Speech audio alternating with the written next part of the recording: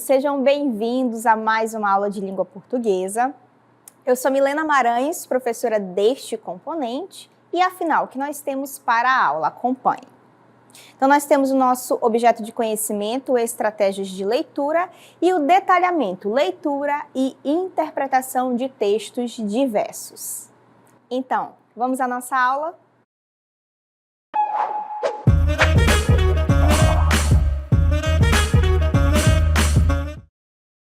Pessoal, hoje nós vamos estudar sobre o mini-conto ou nanoconto, certo? Mini-conto, microconto ou nanoconto. Entretanto, você precisa entender primeiro o que é o conto. Você já leu algum conto?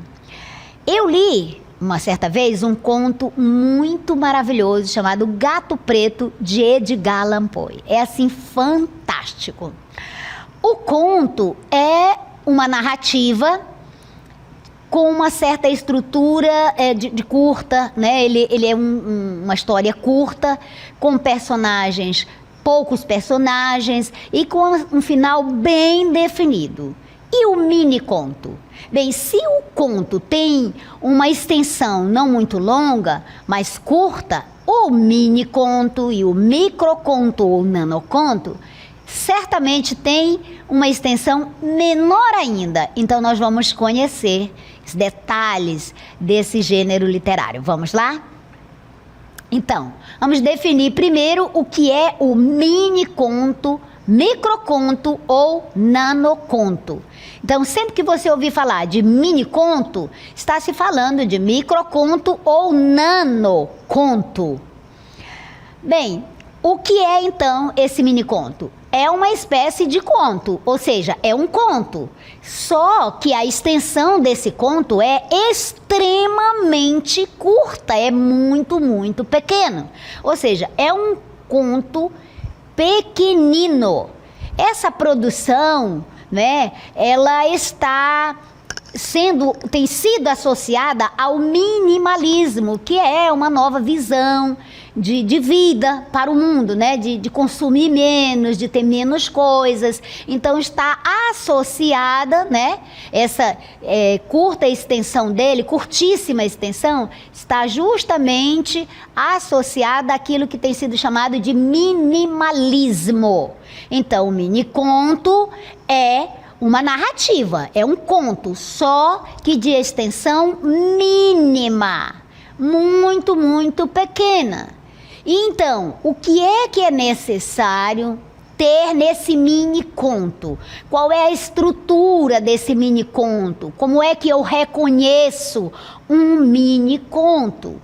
Veja bem, o mini-conto, ele tem na sua constituição, na sua composição, a característica da concisão, a característica da narratividade, lembra que ele é do gênero narrativo, ele conta uma história.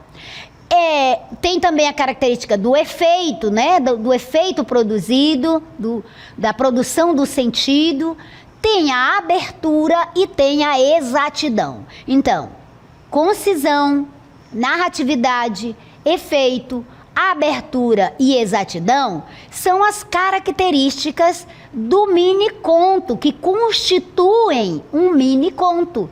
Para que eu reconheça um mini-conto, eu tenho que observar esses detalhes, essas características. Quais são? Vamos conhecê-la uma por uma. Vamos então entender de que trata a concisão. A concisão, então, diz respeito, se refere ao fato da história ser tão curta, ser tão pequena, que ela cabe exatamente onde? No pequeno tamanho definido, ou seja, na extensão curtíssima.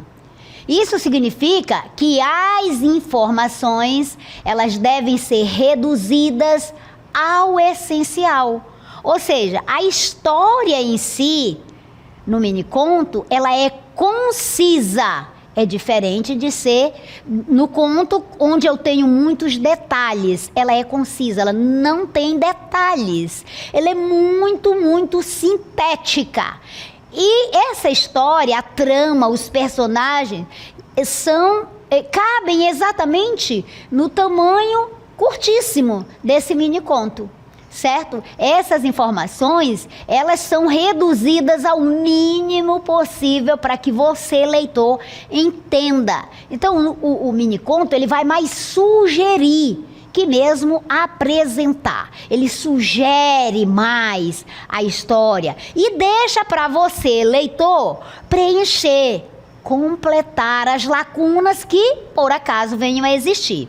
Agora, você tem que ter a capacidade de sintetizar, de analisar e sintetizar ao mesmo tempo, para poder entender a história no mini conto, por conta dessa característica da concisão. Muito bem.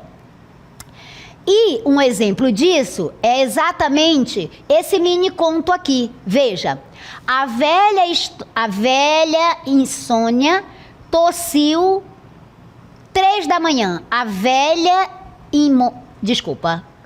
Pode aumentar um pouquinho? A velha insônia, é isso mesmo? Tossiu 3 da manhã. Veja, aqui eu tenho um mini conto. Nossa, professora, só nessa frase eu tenho um mini conto? Porque isso aqui está uma frase. Sim. Aí você tem uma história completa e concisa. Aqui você tem o exemplo da concisão. Ou seja, a história coube exatamente nesse pequeno tamanho e deixou para você completar qualquer lacuna que possa ter existido. Seguido, então, nós temos, e esse mini conto é do grande escritor Dalton Trevisan, certo? Olha aí a data, 2004. Muito bem. Seguindo, então, nós temos a narratividade, que é outra característica que constitui a estrutura do mini conto. Em que consiste a narratividade? Então, a história consiste no seguinte: a história, ela deve contar o que aconteceu. Aconteceu com quem? Com o personagem. Lembra, o conto tem personagem e o mini conto também tem personagem, só que muito reduzido. Olha aqui, um personagem no exemplo que nós demos, certo? Então, a narratividade consiste exatamente no fato da história contar o que aconteceu com uma personagem, mostrando mudanças que podem ser somente sugeridas, estão ali, não descritas literalmente, mas estão sugeridas, ou podem estar ditas no texto, se ele tiver uma extensão um pouco maior que uma frase, ele pode ter algumas frases, não necessariamente todo conto terá apenas uma frase, não, pode ter um parágrafo inteiro constituído de 4, 5 linhas ou mais, certo? Então, um exemplo de narratividade é este aqui. Caiu da escada e foi para o andar de cima. Esse aqui é um conto, né, de Adrienne Mirtes, no livro Os 100 Menores, conto de 2004. Veja, caiu da escada e foi para o andar de cima. Aqui tem toda uma história. Alguém, um personagem, caiu da escada e morreu. Ir para o andar de cima significa que morreu. Então, aqui você teve, né, 2 exemplos aí de 2 características do mini conto, correto? Muito bem. Agora nós vamos ler, então, um conto para você observar essas características. Veja aí. Em uma pequena vila do século XV, e aí já temos o lugar e o tempo, a vila e o século XV, Maria, uma jovem camponesa, e aí você já tem a personagem, né? Maria, uma jovem camponesa, enfrentava desafios diários. Do plantio à colheita, sua vida era uma história de perseverança e mudança. Enquanto os anos passavam, Maria não apenas testemunhava, mas também experimentava as transformações ao seu redor. A cada desafio, ela descobria sua própria força e capacidade de adaptação. Assim como Maria, nós também podemos aprender que as mudanças moldam quem somos. Olha essa lição de moral aí, né? Esse princípio que está aí. Assim como Maria, nós também podemos aprender que as mudanças moldam quem somos, transformando nossas vidas em histórias únicas e significativas. Muito bem, aqui também você teve um exemplo de um mini conto. Então, o texto, esse da Maria, ele apresenta o quê? Apresenta uma narrativa, certo? O texto apresenta uma narrativa e essa narrativa, certo? Está clara, sequencial, contando a história da Maria. Tá aí. Essa jovem que era camponesa e suas expectativas, certo? Suas experiências que acontecia na pequena vila do século XV. A narratividade está presente. De que forma? Está presente nessa maneira, né? Como foi contado. Como foi contada a história. Então, aí na abertura do texto, ao mencionar que era uma pequena vila do século XV, já se estabeleceu o cenário e o contexto temporal, o contexto de tempo da história da Maria, certo? Muito bem. Então, dessa forma, né, proporcionando uma abertura que vai convidar o leitor, certo? Vai convidar o leitor para quê? Para se envolver, para adentrar na narrativa, na história. E a exatidão, que é uma das características, ela não está fornecendo detalhes aí, específicos sobre as experiências, mas falou que no dia a dia ela passava por muitas experiências, da colheita, né, até o final. Então o texto é preciso ao transmitir a ideia de que ela enfrentava desafios cotidianos, diários, e com eles ia aprendendo como as transformações ao seu redor, né, iam acontecendo e ia descobrindo a sua própria força, a sua capacidade de se adaptar, de entender e se adaptar àquele meio ambiente. Então essa precisão na descrição das experiências de Maria vai ajudar a transmitir a mensagem central, né, sobre a importância das mudanças nas nossas vidas. Muito bem. Agora então, nós vamos ver outras características, né, ainda sobre o mini conto. Nós temos aí então o efeito, né? O efeito trata-se de quê? Você observa então que o efeito refere-se a conseguir provocar algo no leitor. Que tipo de provocação é essa? Que tipo de sentimentos são esses? São medo, compaixão, reflexão, certo? Um exemplo desse efeito que o miniconto pode provocar no leitor olha esse exemplo aqui que nós estamos vendo. TV no quarto e os pais na sala assistindo a um documentário sobre os dramas da adolescência, do Leonardo Brasiliense, do livro Adeus Conto de Fadas, 2006. Então aqui você tem o exemplo, né, de um mini conto com a característica do efeito, né, da emoção que deve provocar no leitor. Pode ser compaixão, pode ser uma reflexão, pode ser o medo, entre outras sensações. Vamos ver então a característica chamada abertura, que constitui, né, a estrutura do miniconto. Então, na abertura, o texto vai exigir que o leitor preencha as lacunas da história com as suas experiências. Então, ao ler um miniconto, essa característica aí permite ao leitor que ele mesmo possa preencher, porque no conto fica sugerido, né? E então ele vai preencher as possíveis lacunas da história com as suas próprias experiências, as suas vivências, o que ele viveu, como ele viveu. Então ele se transporta ali para o mini conto e experiencia essa história. Muito bem. Olha um exemplo então dessa característica da abertura. Uma vida inteira pela frente, o tiro veio por trás. Olha aí, aqui da Cíntia Moscovici, os 100 menores contos. Aqui você tem toda uma história e você tem todas as outras características, a concisão, né, as palavras escolhidas com extrema precisão para contar a história, né? Você tem isso aqui e você tem duas frases certo? E aqui você tem, então, uma vida inteira pela frente, o tiro veio por trás. Entre uma vida inteira pela frente e o tiro veio por trás, tem uma lacuna imensa aqui, certo? Porque aconteceram outros eventos, outros fatos, né? E você, como leitor, vai preencher. Está sugerido aqui alguma coisa e você vai preencher essas lacunas. O preenchimento é a reflexão, a compreensão que você vai ter dessa história. Vamos conhecer as outras características da constituição do mini-conto. A exatidão. Então, em relação à exatidão, o autor, ele tem de ser claro para criar o efeito desejado. Ele não pode, ele tem que escolher as palavras, né, palavras precisas, palavras que vão exatamente dizer aquilo que ele estava pretendendo, que não permitam duplo sentido, que não tenha uma outra interpretação.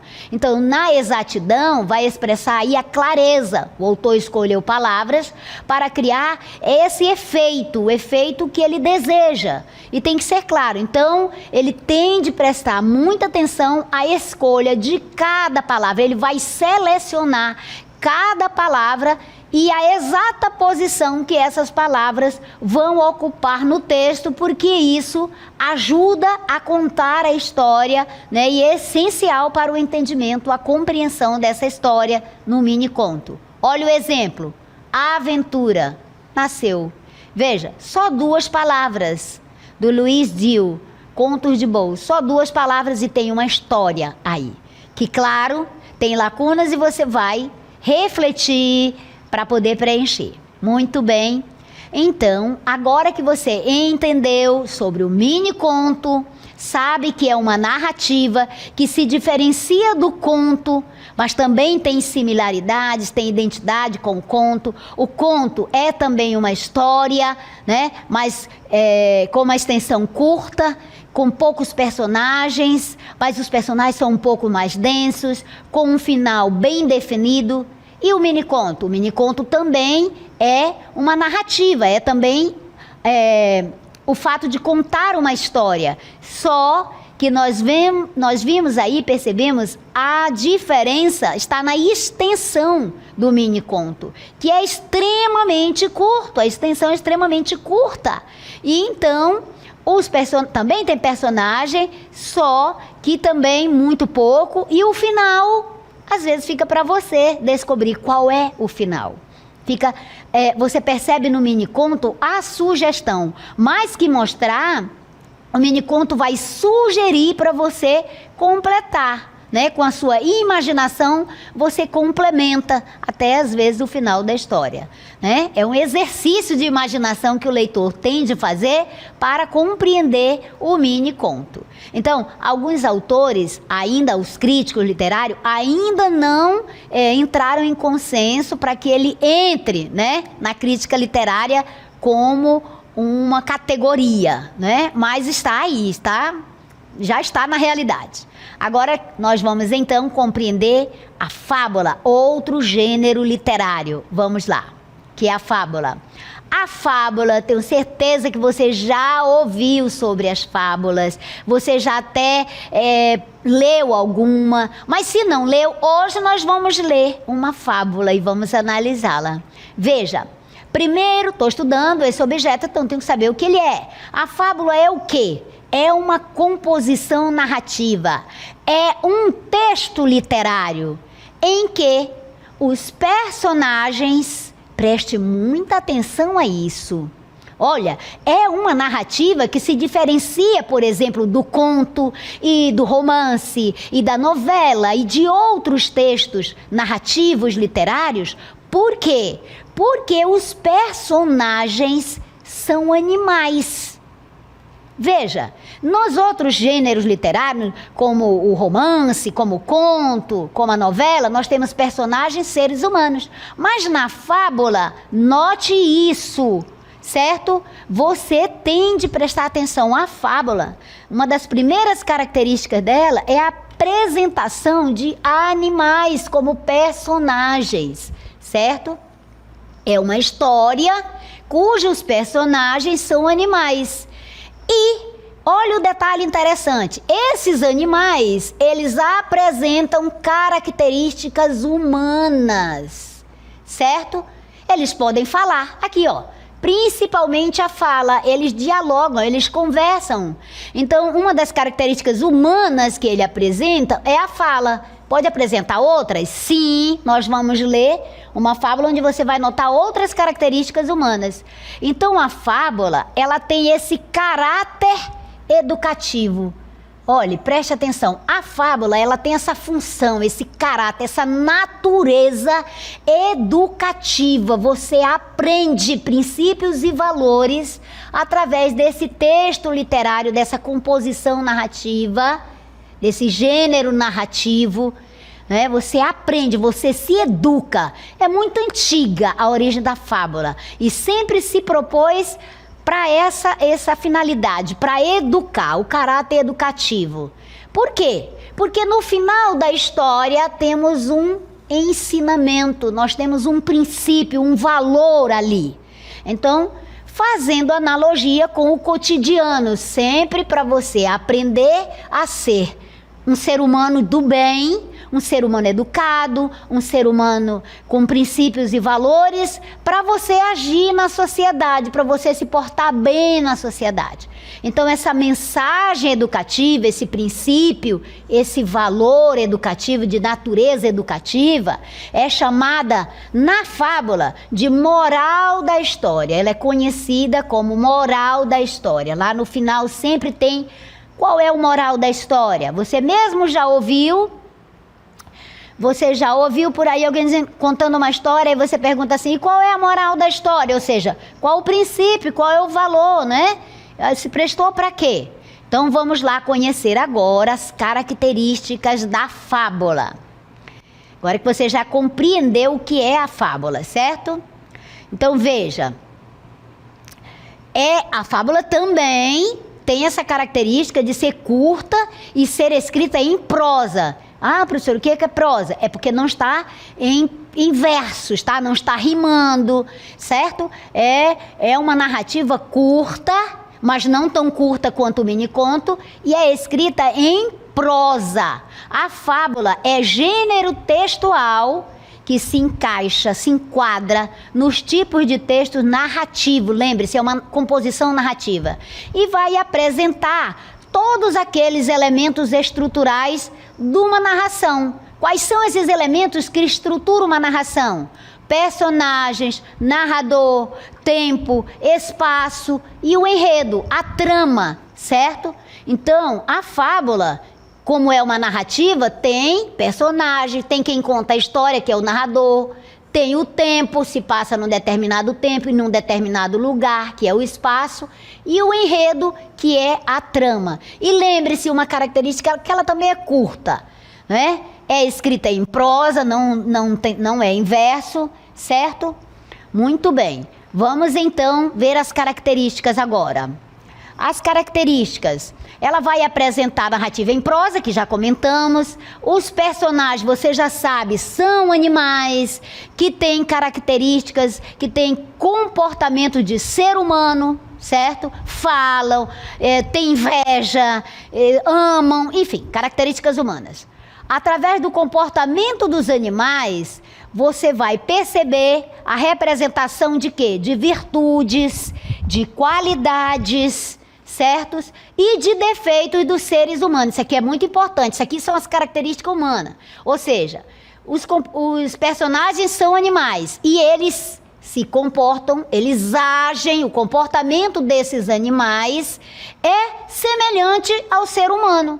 Eles apresentam virtudes, eles representam, mas eles agem como se tivessem virtudes, qualidades, defeitos dos seres humanos. Isso aqui é importante você lembrar. Por isso que no final tem uma moral. Esses personagens que são animais, eles representam esse comportamento humano, só que não é de um ser humano único, mas de toda uma coletividade, como uma comunidade inteira, certo? Não é de forma individual. Lembra, não é de forma individual, é de forma coletiva. Como um princípio, um valor de toda uma sociedade, certo?